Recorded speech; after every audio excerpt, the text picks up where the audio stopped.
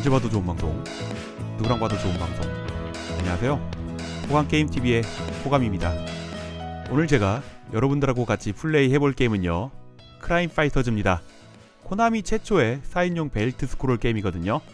그럼 어떤 게임인지 게임을 플레이하면서 이야기를 계속 해보도록 하겠습니다. 그럼 출발합니다.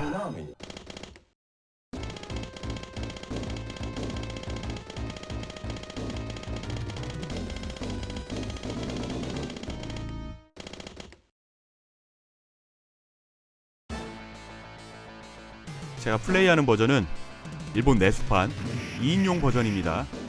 물론 이 게임은 4인용으로도 나온 게 있죠. 일본 내수판 2인용, 4인용, 해외판 2인용, 4인용.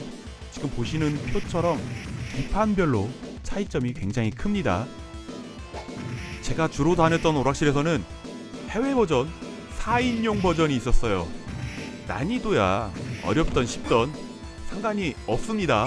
어려우면 어려운 대로 하는데, 지금 체력 게이지가 일본 내수판 2인용 버전은 라이프로 되어 있어요. 그런데 저 게이지가 4인용 기판은 무조건 숫자로 되어 있거든요. 아이고, 간판에 맞아서 잠시 납작해졌습니다. 이런 건 코나미 개그죠. 숫자로 되어 있는 라이프는 시간이 지나면은 1초당 1씩 카운터가 떨어지는데 가만히 있어도 죽는다는 얘기죠. 저한테 맞아도 에너지가 빠지고, 이 게임은 다른 벨트 스크롤 게임과 다르게 중간중간에 에너지를 채워주는 아이템이 안 나옵니다. 스테이지를 클리어해야지 에너지를 어느 정도 채워주거든요. 물론 이 라이프 게이지가 있는 2인용 게임은 에너지가 바닥이어도 다음 스테이지만 가면 무조건 꽉 채워줍니다. 하지만 숫자로 되어 있는 4인용 게임은 숫자 30만 채워주고 끝입니다. 꽉 안 채워져요. 그래서 4인용 기판은 아무리 잘해도 4판 정도, 5판 가면은 그냥 게임 오버가 날 수밖에 없습니다. 그것도 거의 안 맞아야 된다는 조건이 있는데, 그냥 가만히 있어도 에너지가 빠지는 걸 보면은 삶의, 게임의 의욕이 에너지 빠지는 것처럼 그냥 빠져버립니다. 4인용 버전 지금 보시면은 숫자가 다 떨어졌다고, 죽을 때가 됐다고 깜빡이면서 알려주는데, 삑삑삑거리면서 깜빡이면서 알려주는 것 자체가 게이머한텐 굉장한 스트레스 압박으로 다가옵니다. 그리고 또 하나, 4인용 버전은 처음 시작할 때 체력을 110을 주는데 이어서 하잖아요? 10 빼고 줍니다. 아니, 그 10 차이가 얼마나 큰데, 보통 이어하면은 혜택을 조금 더 주면서 게임을 이어하도록 의도를 하는데, 이 게임은 이어서 하면은 그냥 처음 하는 것보다 더 나쁘게 10을 빼고 줘요. 아니, 150을 줘도 이어할까 말까 고민을 할 텐데, 이어하면 감사한 마음에 보너스를 줘야지 10을 빼고 준다고요? 너무하는 거 아닌가요? 가뜩이나 어려운 게임인데 말이죠. 불합리함을 이야기하는 동안 첫판 보스가 등장을 했습니다. 아, 머리 스타일 끝내주죠. 손에는 네일 배트를 들고 펑크 스타일을 한 첫판 보스입니다. 무기를 돌릴 때 위아래로 움직이면은 돌리다 말고 우리를 따라오는데요, 앞뒤로만 움직이면은 그냥 그 자리에서 계속 돌리다가 혼자 지칩니다. 그때 때려주면 돼요. 이 보스를 보니까 갑자기 갸스비 광고가 하나가 생각이 납니다.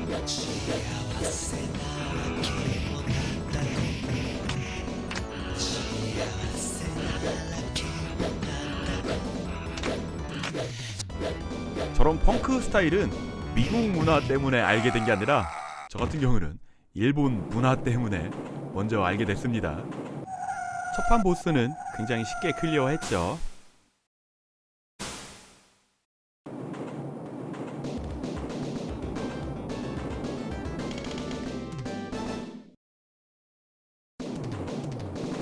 이렇게 시작할 때 에너지를 가득 채워주는 게임이 정상이라고 저는 생각을 합니다. 슈팅 게임도 폭탄을 다 사용하고 나서 보스를 클리어하면은 다음 스테이지 가면은 그냥 하나 리필 해주잖아요. 그래야 게임 할 맛이 나죠. 2인용 버전은 버튼이 3개입니다. 주먹, 발, 그리고 이렇게 뒤차기가 있거든요. 4인용 버전은 뒤차기가 없습니다. 그냥 주먹, 발만 있어요. 뒤차기를 그럼 어떻게 하느냐? 저기 뒤에 있을 때 버튼을 어떻게 조작을 하면은 뒷발차기가 나가는데, 그것도 물론 저기 우리가 때릴 수 있는 사정거리에 들어왔을 때 발동이 됩니다. 적이 없으면은 때리려고 해도 뒷발차기는 안 나가요. 그러니 뒷발차기를 연습을 할 수가 없죠. 이 게임은 우리의 사정거리랑 적의 사정거리랑 똑같습니다. 보스는 아니고요. 그런데 저기 우리의 사정거리에 들어왔다. 그래서 뒷발차기를 하고 싶다. 입력을 하잖아요. 그러면은 우리가 먼저 때리는 게 아니고 적도 자기의 사정거리이기 때문에 적이 먼저 공격을 합니다. 동시 공격을 하려고 해도 적이 먼저 공격을 했기 때문에 우리는 기술을 사용하려고 하다가 적한테 맞는 거죠. 그러니까 뒷발차기를 4인용 버전에서는 적한테 공격을 하려다 보면은 나는 사용하려다가 적한테 먼저 맞는 겁니다. 그러니 뒷발차기를 봉인을 하게 되는 거죠. 이렇게 2인용 버전은 뒷발차기 버튼이 있으니까 아무 때나 편하게 사용할 수 있는 거고요. 뒷발차기라고 해야지 될까요? 뒤차기라고 해야지 될까요? 갑자기 말하다 보니까 좀 헷갈리는데, 뒷발차기가 위력이 조금 더 셉니다. 일반적인 발차기나 주먹 때리는 것보다요. 그리고 적을 공격할 때 마무리로 넘어뜨리지 않으면은 빈사 상태의 적은 우리를 공격하지 않습니다. 저렇게 뒤에서 가만히 우리만 따라다닐 뿐이에요. 이 게임은 적이 앞뒤로 둘러싸여 있어도 양방향에서 공격을 안 합니다. 무조건 가까이 있는 적이 공격을 할 뿐이지 앞뒤에서 다른 벨트 스크롤 게임들처럼 동시 공격을 안 하기 때문에 뒤에다가 저렇게 빈사 상태의 적을 달고 다니면은 한쪽에서 들어오는 공격만 조심하면 된다는 거죠. 하지만 저 같은 경우는 뒤에 달고 다니는 게 적응이 안 돼가지고 그냥 처리해 버립니다. 이 게임만 플레이하는 게 아니다 보니까 이 게임만의 방식대로 적응해 버리면은 다른 벨트 스크롤 게임은 망하게 됩니다. 슈팅 게임 같은 거 할 때도 무적을 잠깐 주는 그런 아이템이 있잖아요. 총알 안 피하고 잠깐 동안 플레이를 하는데 그 사이 깜빡해서 무적이 풀렸는데도 총알 안 피하다가 죽는 경험이 많이 있거든요. 그러니까 무적 아이템 같은 걸 먹었다고 해도 어지간하면 피하면서 플레이를 하는 게 좋습니다. 이 게임 최강의 무기 총입니다. 일본 내수용과 해외 버전의 차이를 말씀을 드리면은요, 해외 버전에서는 총알의 개수가 제한이 있어요. 일본 내수용 버전에서는 총알의 개수 제한이 없습니다. 물론 적한테 한 대 맞으면 무기를 떨구지만 멀리서 총알만 쏘면서 다니면은 적이 근접하기 전에 총 맞아서 넘어지고 저는 도망 다니면 되니까요. 적한테 맞을 일이 어지간하면 없다고 생각하면 됩니다. 해외판 2인용, 4인용 버전은 총알의 개수가 있는 대신 적들이 총 한 방 맞으면 바로 넘어집니다. 그래도 일본 내수 버전 총 무제한이 더 좋죠. 두 번째 스테이지 보스입니다. 이 보스는 총만 있으면 이렇게 아무것도 못하고 우리만 따라다니다 죽거든요. 그리고 우리가 총이 없다고 해도 보스가 도끼를 휘두르다가 바닥에 찍는 순간 박힙니다. 그럼 그 도끼를 뽑으려고 낑낑거리는 순간 우리는 가서 때리면 되거든요. 두 판 보스 역시 첫 판 보스처럼 허점이 굉장히 많기 때문에 어렵지 않게 클리어 가능한 보스고요. 첫 번째 스테이지는 지하철역 안에서 싸웠고요. 두 번째 스테이지는 지하철 안에서 싸웠고, 세 번째는 번화가입니다. 그러니까 지하철을 타고 번화가로 나온 거예요. 이 게임은 맨주먹으로 싸우는 것보다 무기를 들고 싸워야지 게임을 공략하기가 굉장히 쉽죠. 가장 기본적인 나이프도 굉장히 좋기는 한데 아무래도 이 몽둥이가 쇠파이프가 사거리가 기니까 더 좋고요. 가장 좋은 건 지금 나온 저 총입니다. 이번 스테이지도 총이 있기 때문에 무난하게 클리어할 수 있죠. 이 게임은 적들이 우리보다 Y축에서 더 강합니다. 우리는 위아래로 공격 범위가 좁은데 적들은 우리보다 조금 더 넓다는 얘기거든요. 그러니까 적들은 약간 대각선에서 우리를 공격하려고 옵니다. 우리는 그거를 위아래로 조금 더 움직여줘서 힐을 맞춰야지 적들을 공격을 하기 때문에요. 게임이 조금 번거롭기도 하고 난이도가 올라갈 수 있는 조건 중에 하나죠. 일본 내수판이 아닌 수출판 버전에서는 지금 보시는 이 하드게이 아저씨가 등장을 안 합니다. 우리 동네는 해외판 4인용 버전이 있었다는 거죠. 제가 그 당시에 이 존재를 몰랐으니까요. 저 하드게이 아저씨를 굉장히 쉽게 생각을 하시는 분들도 계실 수 있을 텐데 의외로 굉장히 강력한 캐릭터입니다. 근처에 있으면은 자석처럼 찰싹 달라붙거든요. 우리는 그러면은 움직이질 못하니까 굉장히 곤란한 상황이 발생이 됩니다. 이 아가씨 그냥 지나칠 수 없죠. 으악! 뭔가 벽 사이에 껴서 납작해지는 그런 연출도 있고요. 칼을 이렇게 적 앞에서 집으면 안 됩니다. 칼은 꼭 집을 때 손으로 몇 번 손장난을 치잖아요. 그때 빈틈이 많기 때문에 적한테 맞습니다. 칼도 잃어버리고 에너지도 빠지고요. 그러니까 나이프를 집을 땐 항상 적과의 거리를 유지를 해야지 된다는 거죠. 총하고 몽둥이는 빈틈이 칼에 비하면 거의 없다고 보시면 되고요.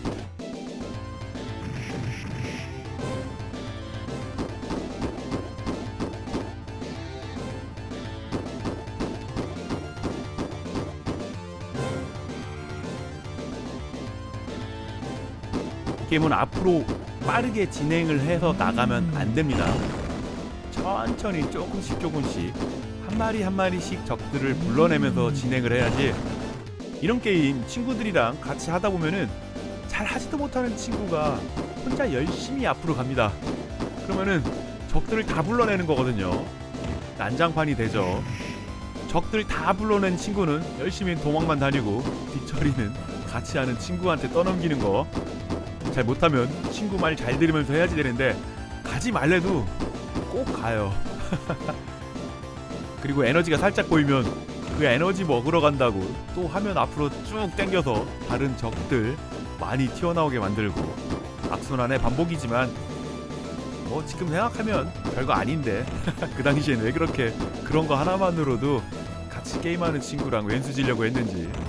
그래놓고 다음날 또 같이 오락실 가죠. 이번 세 번째 스테이지의 보스입니다. 손에 쇠사슬을 들고 있죠. 아까 오토바이 탄 적들이 화염병을 던지면서 지나갔는데 그 폭주족의 리더인가 봅니다. 하지만 우리에겐 권총이 있죠. 권총만 있으면 그렇게 어려운 보스가 아닙니다. 안녕.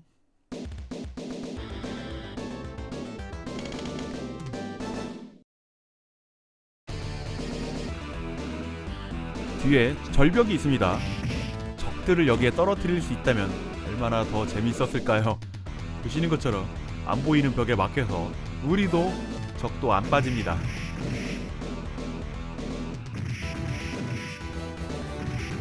쓰러져 있는 적을 사커킥을 하잖아요. 이 게임만의 재미죠.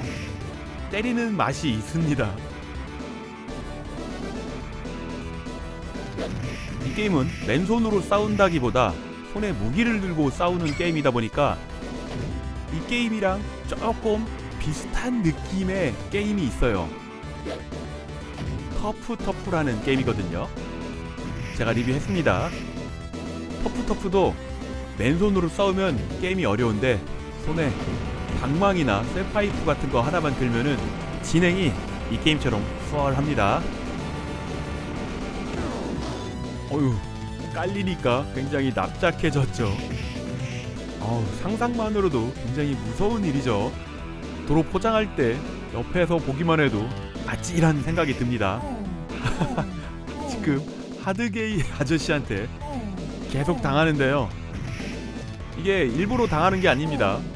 손에 무기가 없으니까 가까이 오기만 하면은 저렇게 찰싹 달라붙어요. 지금 에너지가 줄어드는 게 안 보이긴 하지만요, 저 에너지 한 칸도 그 안에서 에너지 내구도가 구분이 되어 있기 때문에 하드게이 아저씨의 에로우 공격이 우리의 에너지를 많이 갉아먹었습니다.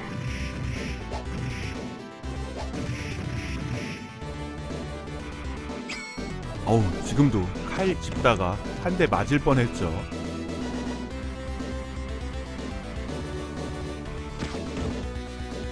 이 게임은 점프 버튼은 없지만요, 아이고 지금 공격도 우리보다 약간 아래 축에서 공격을 한 겁니다. 그러니까 저런 게 좀 맞으면 억울하기도 하고요. 손 버튼하고 발 버튼을 동시에 누르면은 날라차기가 있습니다. 그런데 그 날라차기가 거리 재는 것도 어렵고요, 저기 맞아도 맞은 건가 싶을 정도로 타격감이 없습니다. 위력도 그렇게 세지도 않고요, 빈틈이 많은 공격이라 날라차기 공격은 봉인해 두는 게 좋습니다.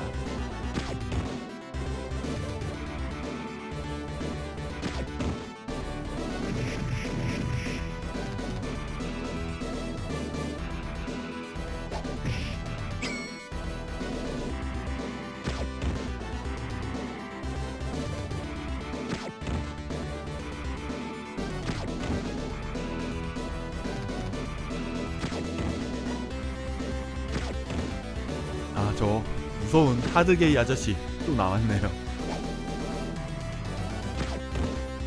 이 게임은 1989년에 나왔고요, 아까 잠깐 보여드린 터프터프 하드게이 아저씨 정말 무섭습니다. 터프터프도 1989년도에 나온 게임이니까 비슷한 시기에, 비슷한 방식에, 비슷한 그래픽에, 비슷한 벨트 스크롤 게임에 30년도 더 지난 게임의 기억이기 때문에 머릿속에서 같은 게임, 비슷한 게임으로 기억이 될 수도 있어요. 게임의 스토리는 단순합니다. 이 도시에서 젊은 여성들이 자꾸 납치를 당하는 그런 일이 생기고 있어요. 여기는 시카고고요. 시카고의 경찰서에서 특수 임무를 띈 크라임 파이터즈를 결성을 해서 납치된 여성들을 구하러 간다는 그런 내용입니다. 물론 구하러 가면서 거리에 쓰레기들도 청소를 하라고 지령이 처음에 오프닝에 나왔습니다. 이 게임을 시작을 해서 여기까지는 많이들 무난하게 오셨는데, 이 보스가 우리의 동전을 쪽쪽 빨아먹었던 악랄한 난이도의 보스입니다. 정면에서 싸우면 무조건 우리가 이길 수가 없습니다. 이렇게 위아래로 살살살살 달래면서 저 톱을 위로 들었을 때 한 대 때려줍니다. 그리고 빨리 빠지고 다시 살살살살 달래면서 톱을 들고 만세를 했을 때 한 대 톡 치고 다시 빠지고요. 하지만 중간에 이렇게 톱을 반만 들었을 땐 때리러 가면 안 됩니다. 무조건 또 맞아요. 이렇게 들었을 때 한 대 때리러 가고요. 지금 올라가서 때렸어야 되는데 타이밍이 안 맞았습니다. 그 잠깐 늦은 타이밍에 한 대 때려야지 하면서 반대로 올라갔으면 무조건 맞아요. 아유, 얘가 잘 안 속아줍니다.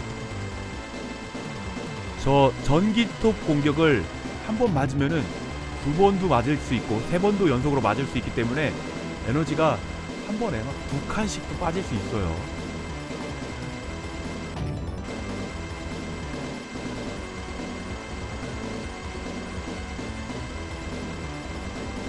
보스가 잘 안 속아주잖아요.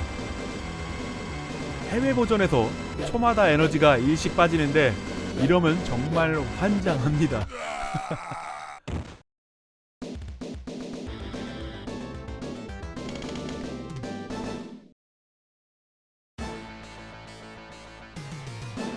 다섯 번째 스테이지고요.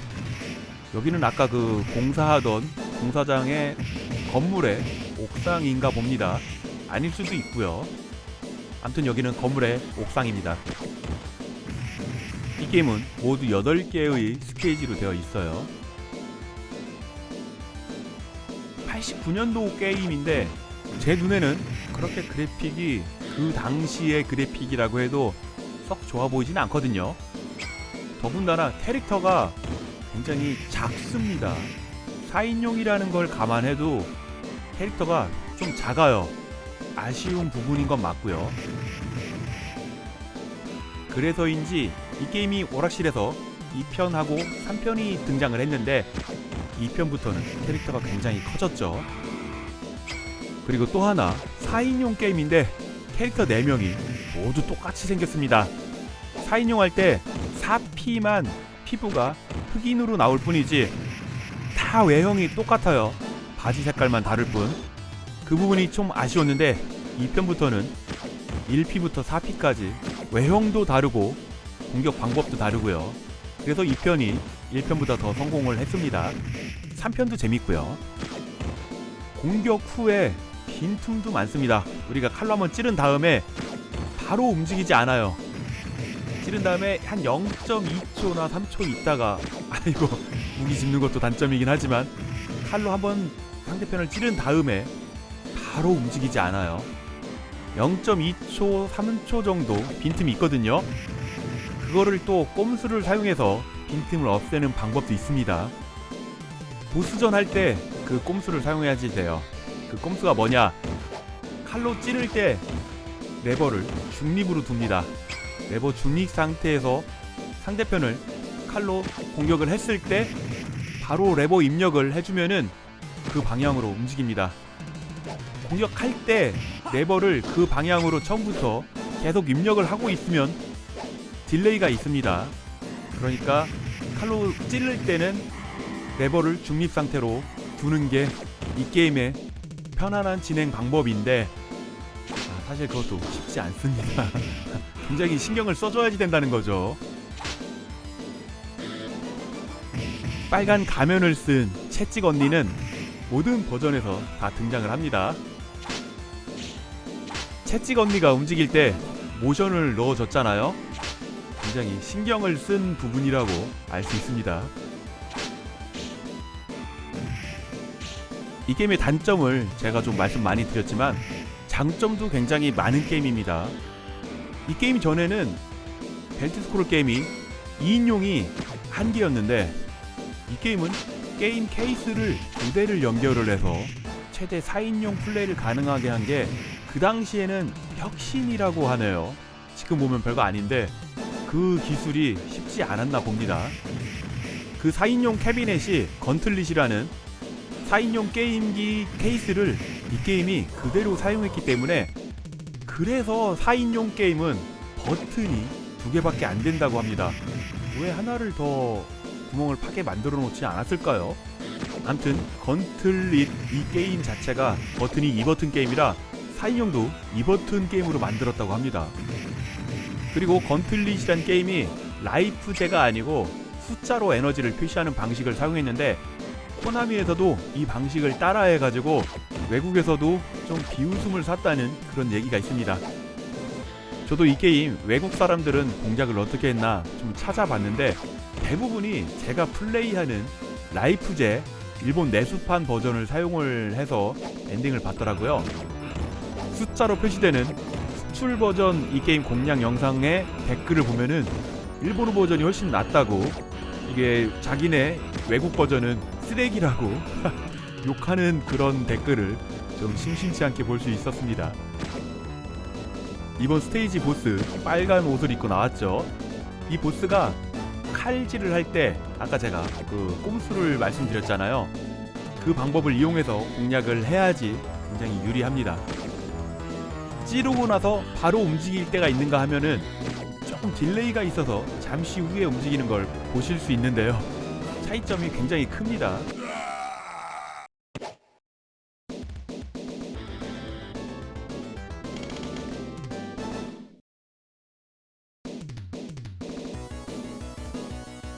여섯 번째 스테이지인데 여기는 뒷골목으로 보입니다. 할렘가라고 하네요.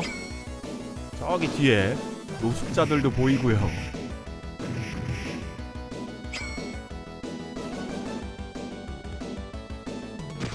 이 게임은 사운드가 굉장히 귀를 즐겁게 합니다. 지금 들으셔도 어색하지 않게 세련된 느낌을 충분히 받으시죠?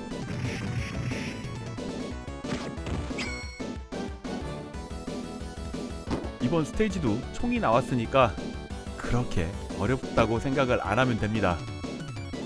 제가 뒤로 빠진 거는 저 총잡이 잡으려고 앞으로 갔다가는 적이 굉장히 많이 튀어나옵니다. 그렇기 때문에 이 총잡이를 약간 좀 뒤로 당긴 거예요.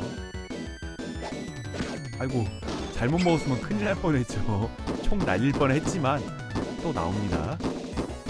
그 전에가 살짝 적들이 많이 나오긴 하지만요. 4인용 벨트 스크롤 최초의 코나미 게임이긴 한데 그래도 이 게임에서 4인용의 모든 개념을 다 씌워놨기 때문에 이후에 나오는 닌자 거북이라던가 이 게임의 후속작들도 큰 틀은 이 게임의 룰에서 벗어난 게 없습니다. 물론 이 게임 다음부터는 에너지도 주지만요. 그리고 생각보다는 적들도 조금 다양하게 나온다고 생각을 합니다. 조금 위험한 적들이긴 하지만 하드게이 아저씨도 나오고 채찍을 든 여성도 나오지만 특히 충격이었던 건 발정난 개가 등장을 합니다. 아직 안 나왔죠. 이따가 개가 튀어나오는데 발정난 개도 나옵니다. 이 게임에서만 발정난 개를 본 것 같아요. 다른 게임에서는 동물이 등장해도 그렇게 발정이 난 그런 동물들은 없었어요. 제가 그래픽은 별로라고 그랬는데 그래픽을 좋다고 하시는 분들도 계십니다. 저는 캡콤식 그래픽을 좋아하거든요. 아니면 파스텔톤 그래픽을 좋아하는데 이렇게 좀 거친 도트 형식의 게임 그래픽을 제가 그렇게 썩 좋아하지 않으니까 제 개인적인 생각이었고요.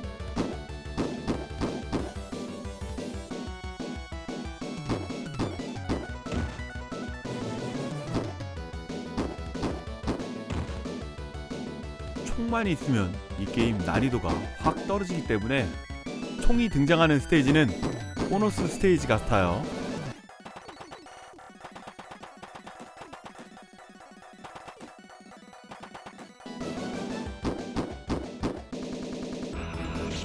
이번 뒷골목 스테이지 할렌가의 보스가 등장을 했습니다.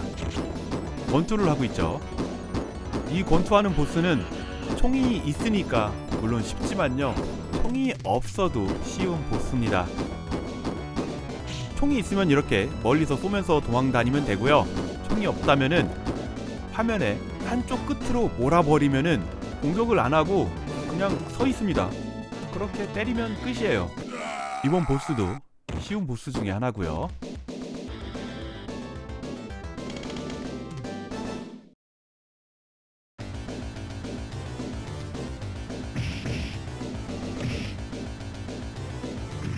파도가 치는 항구 스테이지입니다. 7번째 스테이지예요. 갑자기 목포는 항구다라는 영화 포스터가 머릿속에 떠오르는데요. 극장에서 별로 그렇게 흥행을 안 한 영화죠. 케이블에서 제가 방송하는 걸 본 적이 있는데 극장에서 봤으면은 좀 아까웠을 것 같은 영화인데 집에서 케이블로 이렇게 볼 때는 킬링타임용으로 꽤 괜찮은 영화다 라고 생각이 들었습니다. 재미로 따지면은 한 70점 정도는 줄 수 있겠네요. 차인표 형님이 영화 그런 쪽 운이 좀 없어요. 사람은 참 괜찮은데 그 영화를 잘 못 골라가지고 흥행하는 영화가 없죠. 개인적으로는 참 안타깝습니다. 아야 이런 제스처도 게임 속의 재밌는 요소 중에 하나입니다. 4인용 기판에서는 이 게임 여기까지 원코인으로 절대 못 옵니다. 저는 확실히 일본 내수판 버전이 게임들이 대부분 쉬워요. 이 개는 덤비기 전에 미리 칼을 찔러 놔야지 됩니다. 저 개는 거리 맞추기가 굉장히 어려워요. 저 개보다 발정난 개가 나오는데 처리하는 게 발정난 개가 더 어렵습니다. 아무래도 흥분도가 다르기 때문에 더 어려운 개인가 봐요. 아이고, 기다리면서 찌르려고 했는데도 타이밍이 잘 안 맞죠. 그리고 계속 좌우로 펄쩍펄쩍 뛰어다니니까 상대하기가 어렵고요.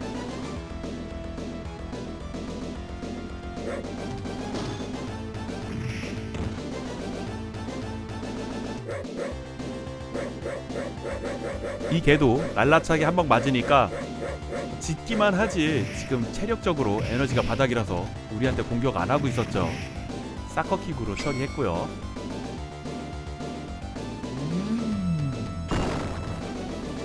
앞으로 막 몰려가서 싸우면은 적들이 많이 등장하기 때문에 지루하게 싸우는 부분은 빨리빨리 넘기고요. 달려오지 않는 개가 있죠. 이 개가 발정난 개입니다.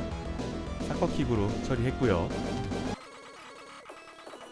저 뒤에 해가 지는 거겠죠. 올해도 얼마 안 남았습니다. 지는 해 몇 번 보면 새해가 오는데 올해 계획했던 일은 잘 이루셨나요? 저는 매번 했던 그대로 다시 내년을 기약을 해야겠습니다.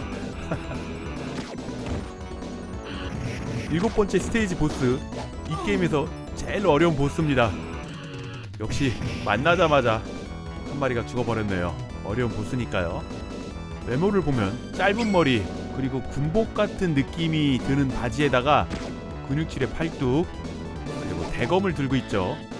칼 쓰는 모양을 보니까 군인은 아닐 테고요. 아마 용병이 아닐까 생각이 듭니다.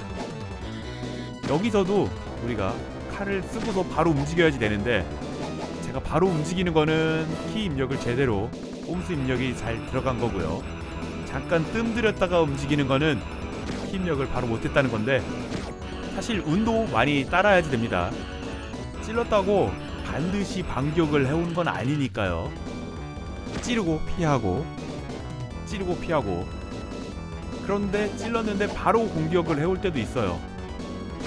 그럴 때 뭐 아이고 이렇게 아이고 무섭죠. 연속 공격을 당합니다. 다행히 한 마리밖에 안 죽었네요. 저는 여기서 이어할 거라고 생각을 했거든요.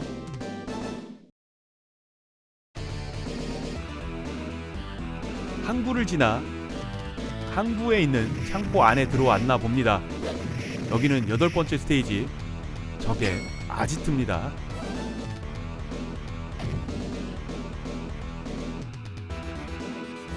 칼보다는 이런 몽둥이가 좋죠. 사거리가 기니까요.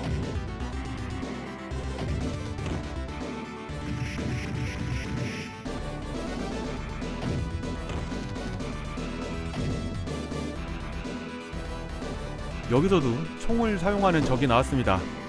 마지막 판인데 총을 우리가 사용할 수 있다니 마지막 판이지만 그렇게 어려운 스테이지가 아니다. 네, 다행입니다. 마지막 판이 어렵지 않으니까요. 여기까지 오면 그럼 거의 엔딩을 봤다고 생각할 수 있습니다. 일본 내수 버전에선 말이죠.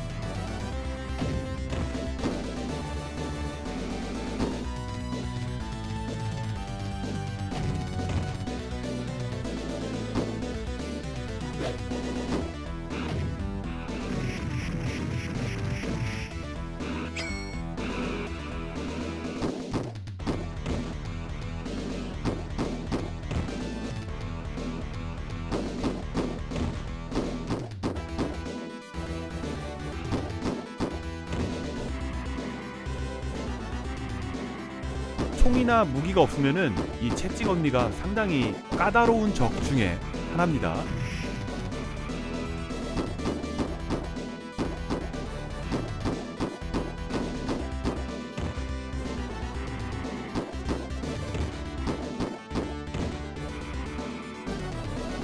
우리 머리 위에 떨어지는 거대한 상자가 있거든요. 별 생각 없이 진행하다가는 저 상자에 뚝배기가 깨질 수 있습니다.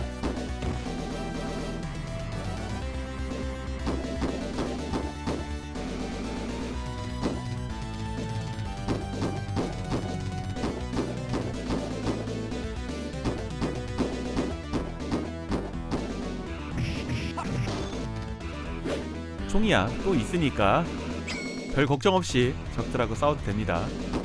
총 많이 나오네요.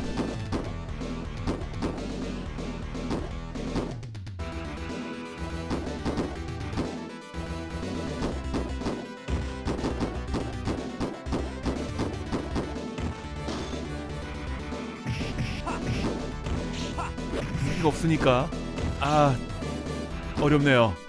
총이 너무 방심했나 봅니다. 채찍 언니한테 채찍 언니 정말 무섭죠.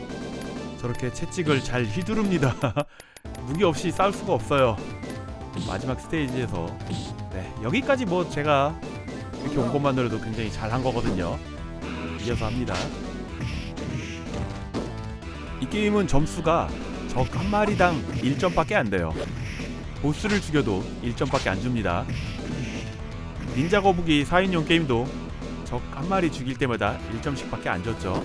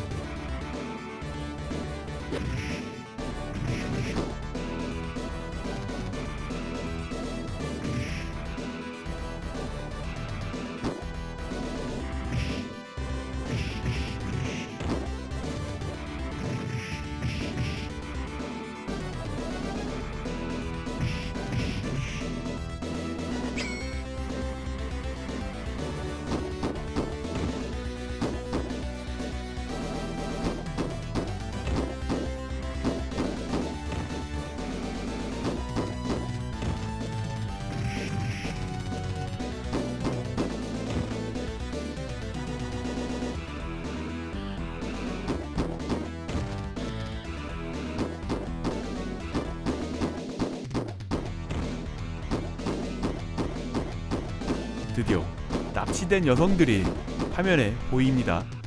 좀만 기다려줘. 리무진에서 덩치가 커다란 보스 같은 녀석이 등장을 했는데요. 손에 총을 들고 있습니다.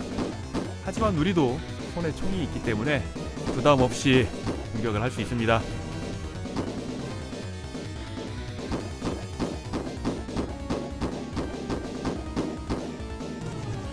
이 녀석을 쓰러뜨리면은 차 안에서 진짜 보스가 등장을 합니다. 살찐 두꺼비 같이 생겼다고 이 게임에서 그렇게 표현을 했고요. 나와라 살찐 두꺼비. 순순히 항복을 하네요. 여기서 열쇠를 집으면은 저 녀석이 우리의 뒤통수를 칩니다. 한 마리가 더 있기 때문에 이 모습을 보여드린 거고요. 한 대만 툭 치면은 바로 쓰러지죠. 사커킥을 먹여줍니다.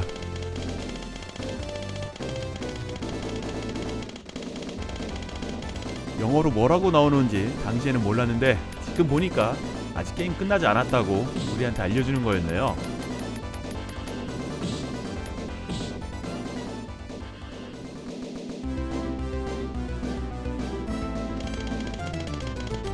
이렇게 해서 1회차가 끝났고요. 2회차가 들어가는데 바로 2회차로 가지 않고요. 뭔가 분위기가 묘하죠. 또다시 납치당해도 되냐고요? 라고 물어보죠. 보시기 지루하신 분들은 39분 9초로 넘어가시면 됩니다.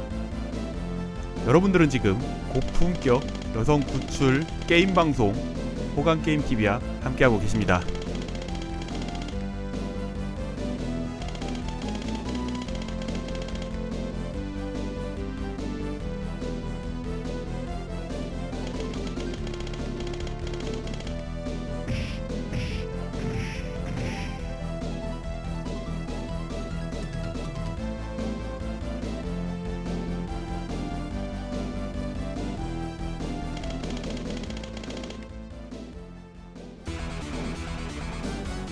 기다리라고 한 이유가 이렇게 모든 보스들이 한 번에 다 등장하는 스페셜 스테이지가 있습니다. 이걸 어떻게 공략을 하나요? 한 마리 상대하는 것도 벅찬 저 7번째 스테이지 보스. 쉬운 보스라고 해도 저렇게 많이 등장을 하면은 이길 수가 없죠. 그리고 저는 오락실에서 여기까지 와본 적이 없기 때문에 해본 적이 없습니다. 공략법 몰라요.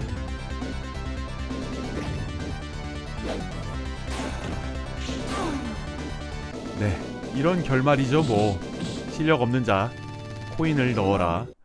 이어서 합니다. 어찌저찌 해서 겨우 여기까지 왔습니다. 무한 코인으로 왔거든요. 코인 10개 이상 들어갔습니다. 정말 하기 싫었습니다. 네, 이렇게 마지막 보스까지 쓰러뜨리면은 이제 2회차가 시작이 됩니다. 제가 플레이 해보니까 2회차라고 특별히 더 어렵게 느껴지진 않았어요. 다만 달라진 점이 하나 있습니다. 몽둥이를 들고서 보스를 쓰러뜨렸습니다. 그러면 그 몽둥이를 들고 지하철을 타는데, 원래 1회차 때는 스테이지를 클리어하면은 손에 무기를 들고 있어도 다음 스테이지에서는 무기가 사라졌거든요. 하지만 2회차 때는 무기를 들고 다음 스테이지를 시작을 합니다. 그러면은 총을 들고 스테이지를 클리어했다면은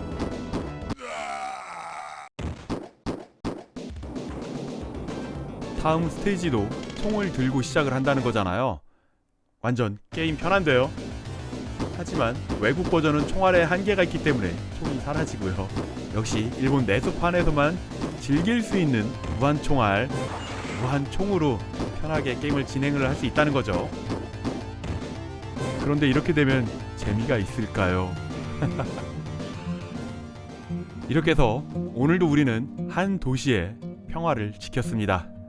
크라임 파이터즈 엔딩까지 함께 해주셔서 정말 감사합니다. 오늘도 귀중한 시간 내주셔가지고요, 호감게임TV를 봐주셔서 정말 감사합니다. 호감게임TV를 봐주시는 모든 분들 언제나 하시는 일 술술술술 풀리기를 제가 늘 바라고 있는 거 아시죠? 저는 최대한 빠른 시간 내에 재밌는 게임 가지고요 금방 돌아오도록 하겠습니다. 다음 영상에서 뵐 때까지 지금처럼 늘 건강하시고요. 감기 조심하세요. 요즘 감기 정말 오래가고 독한 거 아시죠? 금방 올게요. 감사합니다.